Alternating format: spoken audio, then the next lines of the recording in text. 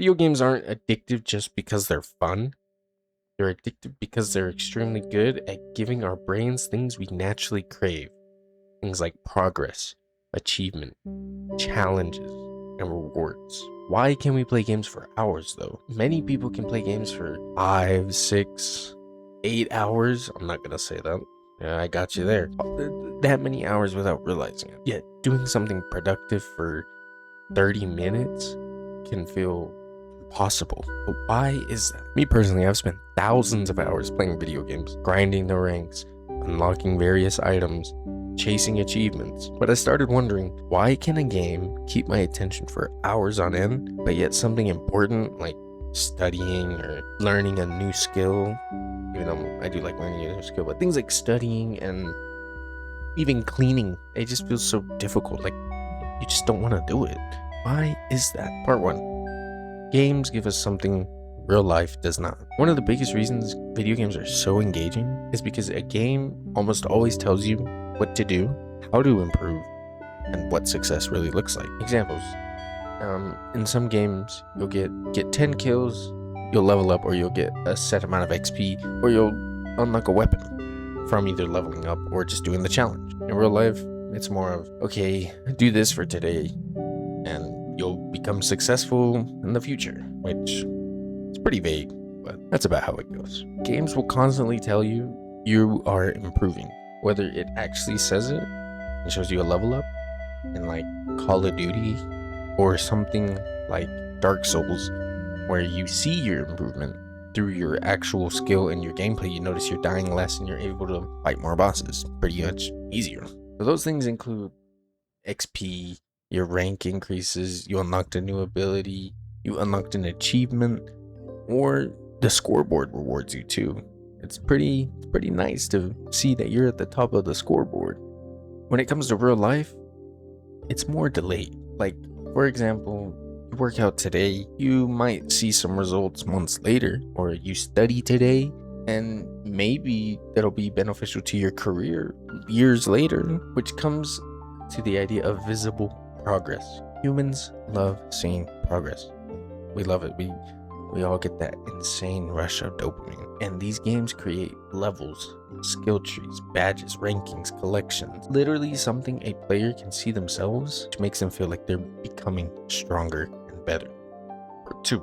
The psychology behind the dopamine. Dopamine is heavily involved in motivation, learning, anticipation, and reward seeking. You don't only get excited after winning, you get excited before opening a chest, unlocking a loot crate, starting a ranked match, seeing if you got the rare item, and waiting for the result of your placement matches. The anticipation itself is what's so powerful for many games. Part 3. Variable rewards. This is one of the bigger concepts. The idea is, if you get the exact same reward every time, eventually you're just gonna get bored and get tired out and just not want to play the game anymore. But a lot of games give you uncertainty, which is addicting. These uncertainty come in things like for competitive games. You don't know, are you gonna dominate and be the top of the leaderboard and just completely wipe out the team like 4-0 in Siege or like 13-2 in Valorant? You don't know in the moment if you're going to clutch a 1v3, a 1v2, a 1v1. And at the end of your game, you're like, oh, I did really good. Will I rank up or will I hit 99 RP? Which I know all too well. RIP. Games with looting systems.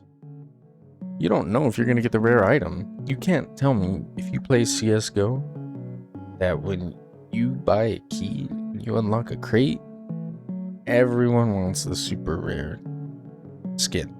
Which, yeah, it plays a part.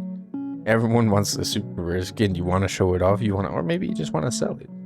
But either way, it's a part of the reward system. Kind of, even though you got to pay money for it. But in a game that you don't have to pay money, it's still the same idea. Are you going to get that rare item, that rare skin? Like things like alpha packs in Siege. Are you going to get like black ice? Things of that nature. You want the rare items. For something like a survival game, it's mostly based on the idea of, will I survive? will I be able to keep this character and continue on, or will I have to reset all my skills? Will I have to reset all the progress I've made, like in Project Zomboid? And depending on how hard you want that challenge to be for that survival game, you can up the rewards and up the challenge, which makes it even more addicting because you care about it more. It makes you care. This works because the brain pays attention to unpredictable rewards, as you can tell. A small chance of something exciting can keep people engaged. Part 4. The different types of addiction loops. This is where things kind of get interesting. Games don't all hook people the same way. Various people, various topics, various skill sets, various just concepts of games that addict different people. For a game like Valorant, Siege, or any competitive game, you practice, you improve. You improve, you win. You win, you rank up. You rank up, you face better players, and the loop restarts. It just keeps going over and over again until you hit the top or until you meet your match. And obviously you want to improve, but there's a reason it's called being hard stuck gold. But it happens, you know. And this is what keeps players in, is the mastery, the competition, the status of what you are, and proving themselves. No matter what, people are always gonna compare themselves status wise. Like, oh, I'm diamond, you're silver, you're trash, bro. Like, the status is what is gonna keep people playing too. And the competition of playing those players that are potentially on the same level as you or higher than you makes you want to beat them and be better than them. And sometimes it's just you just want to prove to yourself that you're him, you're like that, you're that guy. The player isn't chasing the game, they're chasing the improvement. For a game that's a progression game, like say World of Warcraft, you play, you get XP, you become stronger. You get stronger, you get more content, you're able to unlock more skills, more abilities, things like that in those type of games. What keeps the players is the growth, the achievement of that growth. And then another part of it is I want it to improve. I want to hit diamond, ascendant, my friend's ascendant. I want to be able to hit that, you know? And I want to win games. I want to feel that dopamine of winning and seeing improvement and just feeling awesome. Now during playing, I thought, what keeps me going? Is it the close matches that make you go, oh man, that was exciting? Is it, you know, ranking up or even almost ranking up, being like, oh, I gotta keep playing, I gotta rank up, just one more game, just one more, or can't end on a loss, you know, things like that. And then after, how do I feel? Was I satisfied? Was I frustrated? Did I want another game? And really, it just came to, you know, how the game really ended. If it was a close match, I'd maybe need a break for a little bit and just kind of be like, ooh, okay. If I lost a close match, I was like, oh man, I did so good. And then obviously, you know, you do the typical blame your teammates, and then you play another one because you want to win. You felt like you deserved to win. There's a close match and a win. It was like, oh, you know, let me take a break. Ooh, that was close. Let me get a breather. Let me de-stress right there. If it was almost ranking up, it was literally like, I'm so close, I might as well play. You know, might as well. What's one more gonna hurt? You know. And then after getting absolutely mollywopped, it was just, yeah, maybe today's not it.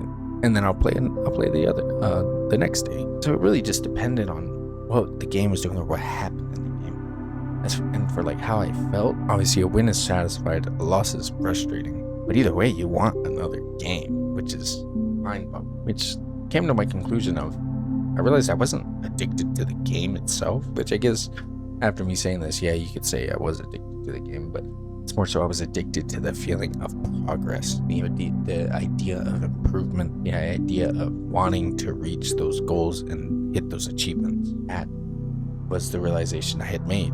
It's not addicted to the game, it's about the progress. Overall, what I learned is that video games are not powerful just because they distract us, which they do. They definitely do distract us. You know, you could be going through a hard time and you play some video games and it helps. I've been there. It helps a lot. I think they're wonderful for that. And also being able to play with your friends. Yeah, you get to spend time with your friends, make memories. I still talk about moments that happen in video games with my friends years later that we spoke about that are so funny. And they bring us together. They help distract us. They're also powerful because they understand human motivation better than most things in real life do. They give us goals, progress, at least visible progress, challenges, and rewards. So maybe the lesson isn't for people to really stop playing games. but maybe it's more so to figure out how can you bring these ideas into real life. And if you own a business, I just gave you some tools to help motivate your employees. There you go, buddy. Actually, I'm gonna patent that so that way it's my idea. If I see you running this type of idea, I'm suing you.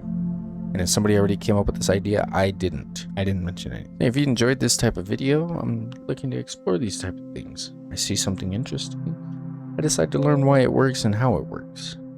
And then I figure out what I discover along my journey. If you enjoyed the video, make sure you like and subscribe. And let me know how you feel. Let me know your favorite game. And if it's a competitive game, let me know what rank you are. And if you're better than me, no, you're not. Peace.